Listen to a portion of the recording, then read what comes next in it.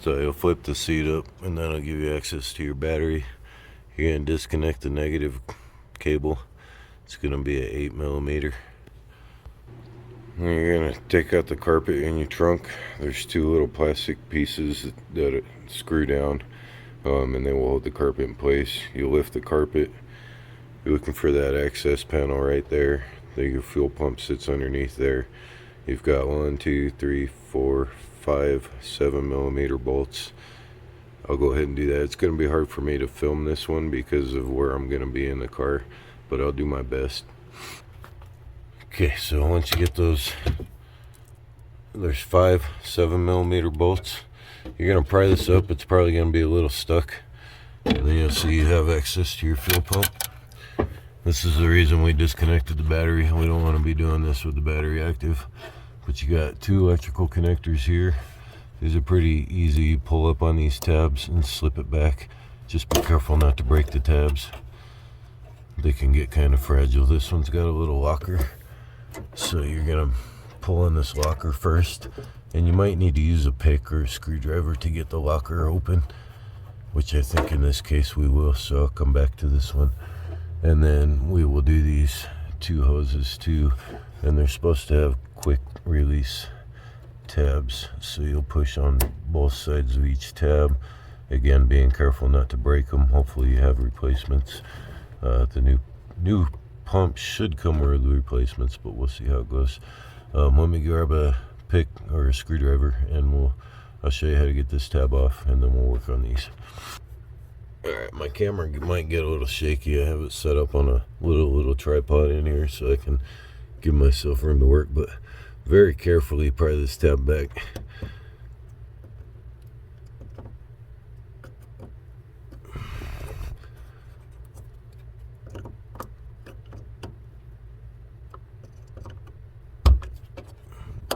Okay, and then you're going to push in the middle tab and pull, which can get kind of hard too.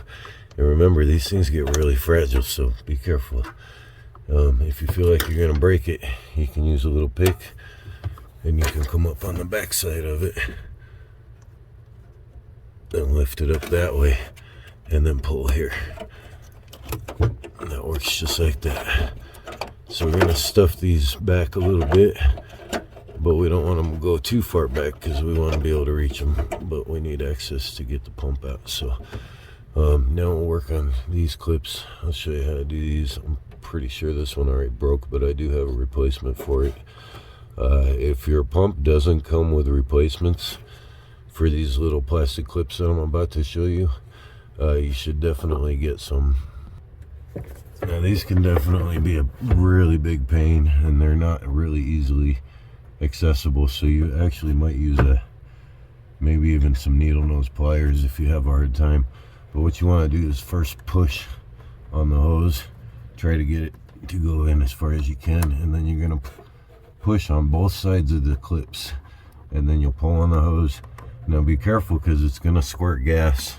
You should relieve the pressure first, you know, open up the fuel tank, the fuel cap, and then but you're gonna spray gas. So let me get some safety glasses. You're gonna want safety glasses, maybe a couple rags. Okay, now like I said, open up your gas cap, relieve the fuel pressure. Now this was driven here, so there's still gonna be a lot of fuel in there. You're definitely gonna deal with gas coming out, so be prepared for it. Get your safety glasses on, all that good stuff. I'm gonna go ahead and pull this one.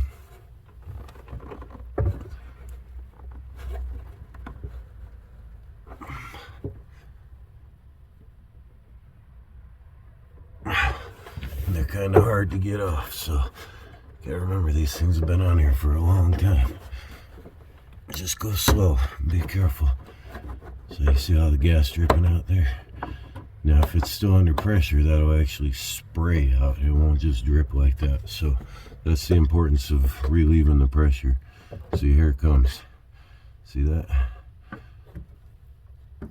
And for this one, I don't think I'll be able to reach that one with my fingers, so I'm going to use just some needle nose here.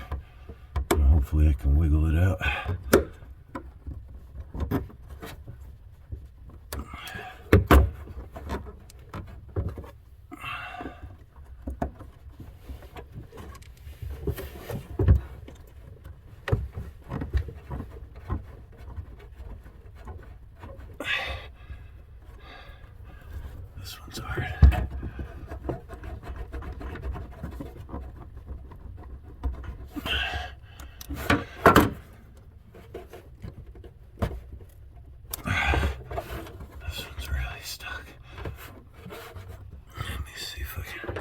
if you do, probably be very careful because everything's just plastic. So go really slow, take your time. Might even try a little WD-40 on it, see if that might make it slip a little better, which I think I'm gonna do with this one. So I'll go ahead and put a little WD-40 on here, and hopefully it'll help it move a little bit.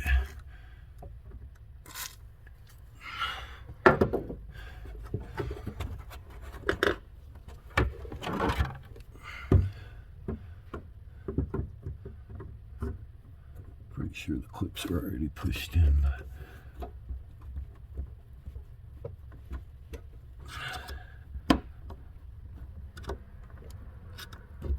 This one does not want to budge.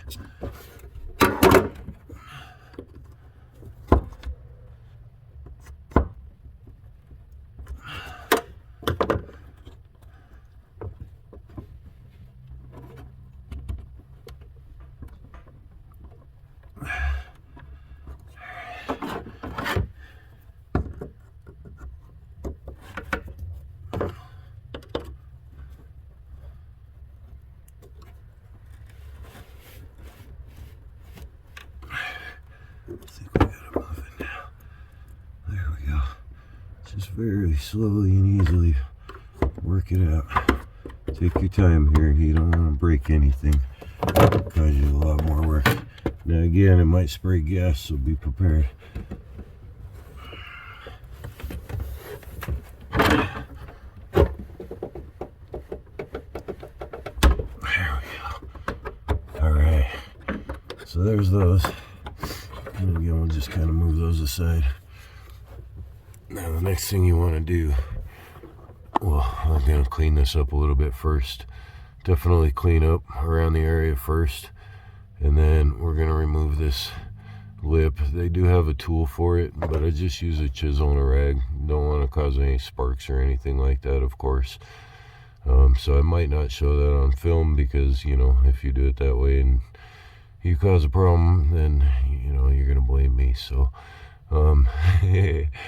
but they do make a tool for this. It sits in these slots and you can do that.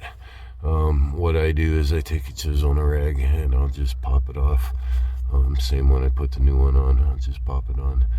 But you guys use your own discretion at that, and of course always be careful. Alright, once you get that ring to release, like I said, I mean, use your discretion. Be smart.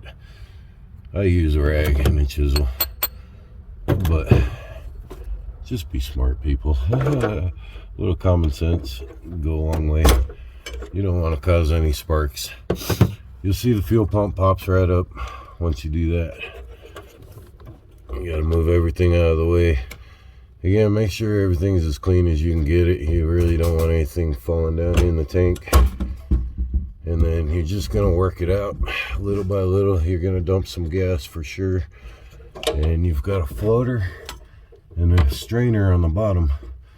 So you're gonna have to tilt it. Gas is gonna dump out. This is why it's good to have it clean, because all this gas going down there, it's gonna dump any dirt that's on there in. So just kind of work it out, and there you go. Alright, when you're comparing pumps, make sure you compare the connectors really good. So we got 4 pins in there, 3 pins in there, 4 pins in there, 3 pins in there.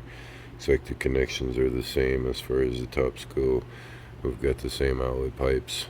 Always very important, so always check those. Some pumps will come with a new wiring harness.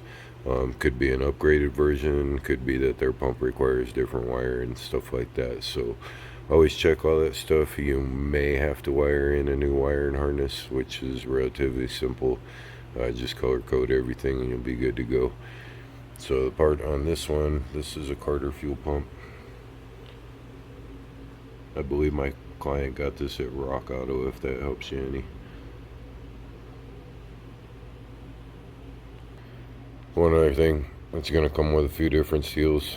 There's one that sits on the fuel tank, which you'll see when you pull the fuel pump out, and then it's going to use one or the other, either a O-ring or the this flat one. So definitely look at what's on the current pump. This one is the flat one because you can see the groove in it, like it's got that little groove right there in the middle. So I'll be using this gasket, and then this one will be going into on the fuel tank. You'll also want to transfer your metal clip down, transfer it over. You just kind of slip it around everything. But you can see I'm not the only one that's used a chisel to get it off. So just, you know, be safe about it. It's an old practice. If you're smart and don't make a spark, you'll be fine. Alright, once you get the area nice and clean, I mean, these hoses are still gonna drip gas, so it's gonna be wet no matter what you do until you're done. But once you got the area nice and clean, we'll go ahead and start fitting the new one in. Again, you're gonna have to bend and twist a little bit. And remember, the outlet pipes go this way, the electrical connectors go that way. So you just kind of get your floater ball in there first. Be very careful with that. You don't want to break it. And then you don't want to bend your filter either, because that could cause restrictions on it. So just slowly work it in. And once you get it in, it's going to take a little while to get this clip restarted. You're going to have to push down on it while turning, and you might actually need to chisel a little bit. So you might end up in a position where you might need somebody's help if you're not seasoned at doing these.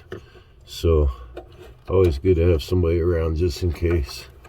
And I'm probably gonna do this off camera because, again, I'm gonna be using a chisel, and I don't want to show you guys a bad practice. But in my opinion, I mean, mechanics have been doing it for years and years and years. As long as you're smart about it, you know, again, don't make a spark and nothing will go wrong. So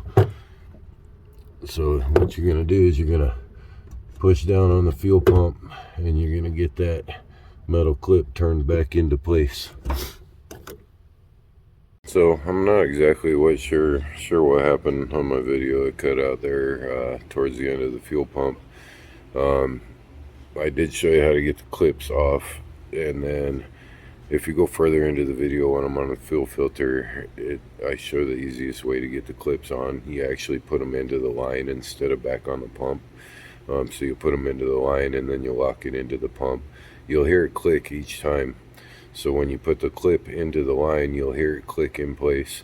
And then when you put the line on the fuel pump, you'll hear it click in place. That means that it's locked. So you do that for both lines.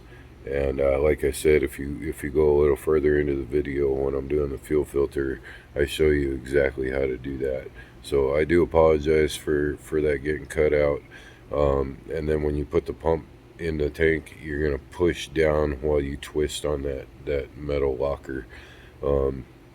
You might need a hand with that, but I didn't. I was able to do it by myself. I got it started in the grooves, and then I just used a chisel to tighten it all the way up. Now you want to tighten that metal ring all the way until it locks in place. You'll see the little humps on that ring. They should be in the middle of where it slides into. Each one should lock in the middle. Once you got it to that point, it's locked in place and you're good to go. So I apologize for my video cutting out there, but I'm not sure what happened. So that should explain everything, and you should make sure you open your gas cap before starting this procedure. You're gonna support and raise and support the rear end of the vehicle. You have a lift, but of course you can use a jack and jack stands. Don't trust your life on a jack. Please use jack stands. Always compare the new filter with the old before you start, and more than likely you'll be dealing with something rusty like this. I can't get my camera. Hang on just a sec. There we go. So a little WD-40 on that probably definitely do the trick. And then these are little push tabs you'll push in on both sides while you're pulling the hose off. So we'll get started on this. Since we know this is the right fuel filter, here's your part number. This is where I am. Oh, let me shut off my... There we go.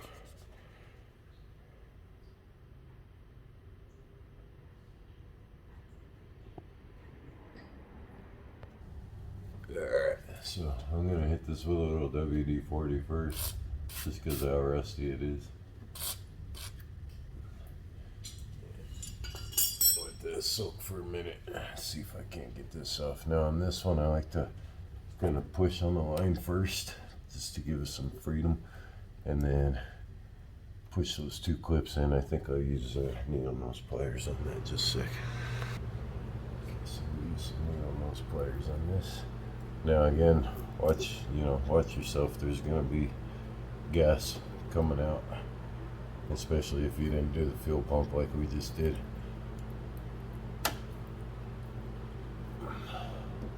If you do pry, be very careful. Everything's plastic. Even the lines are plastic.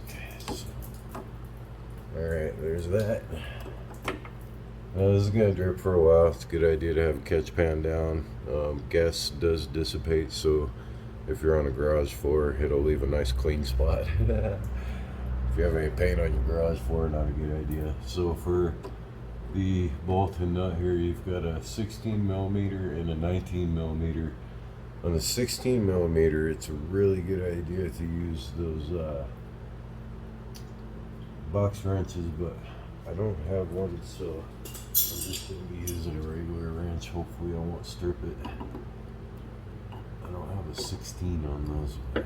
Oh, this one's not a 19. That's going to be a 21. Just a second.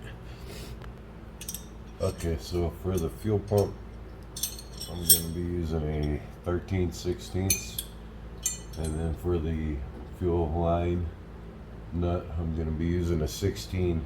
Now if you had a 16 like this, that would be the way to go so you don't strip it, but I don't have a 16 in these sides, so I'll just be using a regular. So if you're using a regular wrench, just be real careful. You don't want to strip this because that'll put you in a world of hurt. The 16 fits really, really snug, which should do okay. So you just want to hopefully get that going. There we go. Sometimes those get really stuck and can be a huge problem, so just take your time. Right wrenches and a little WD-40 will be your friend here, and you're definitely going to drip a lot of gas.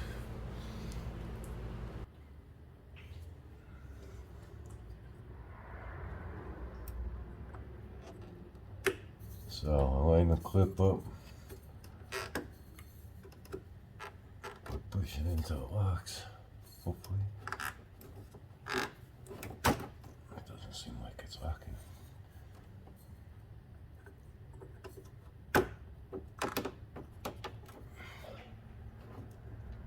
It doesn't want to lock, so what I'm going to do is the same thing I did on the fuel pump. Take the clip off and put it in there first, and then I'll push the fuel filter in there. I'm actually glad you get to see this since it cut out on the fuel pump, but this is where we were at when the video cut out on the fuel pump. This I got you to the point where you get to get the clip off. So you put the clip in the line just like this, and that's all locked in the line. And then you'll take your fuel filter, and now that's locked in there. See that? And then you can go ahead and put this guy on. And by book, this caused to be torqued down for 22 foot-pounds, but I really am not sure how you're supposed to torque this. So you want to get it tight, but you don't want to over tighten it because of course you could ruin the line itself. So just snug it up. Definitely check it for leaks after you start out with stuff. So I'm just going to snug this on up.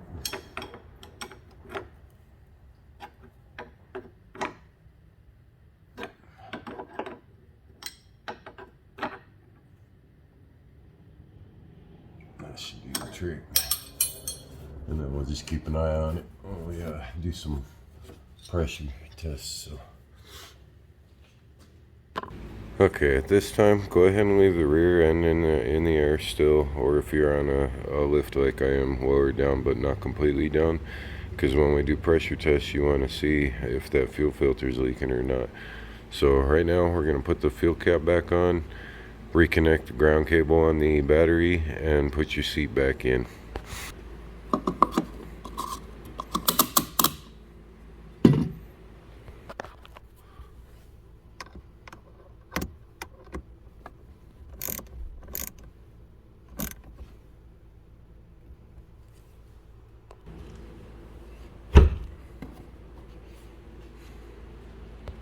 Alright, so to prime the pump and fuel filter by book, it says to turn the ignition on for 2 seconds, not start it. 1, 2, shut it off, pull the key out, let it sit for a second. Turn the ignition back on, let that fuel pump prime up with the ignition on and fuel pump having pressure. You're going to want to look under here, see if there's any drips at this time. I don't see anything dripping, so it should be safe to start the car.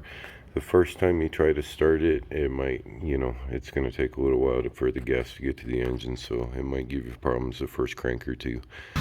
Okay, with the car running, check for any leaks. Don't see anything dripping here. Don't see anything dripping at the fuel tank. So it looks like we're good to go.